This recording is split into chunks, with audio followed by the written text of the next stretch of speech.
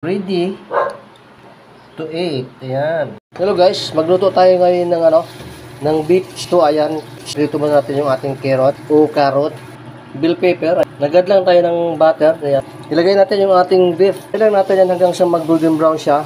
Carrot sa bell pepper, set aside muna natin yan. Naka-high heat lang tayo. Set aside muna natin. Onion. Balik natin yung ating beef na fry. Minced garlic, paprika, 1 teaspoon black pepper, 1 teaspoon salt. Mix mo yan, combine. Tomato, water. 2 cups yung lagay nating water. Takpalan natin at palambutin natin yan. Baba natin yung apoy at kumulo na sa mahinang apoy lang. Patatas, lutuin lang muna natin yan. Yung fried na carrots, ilagay na natin. Fried bell pepper, ilagay na natin.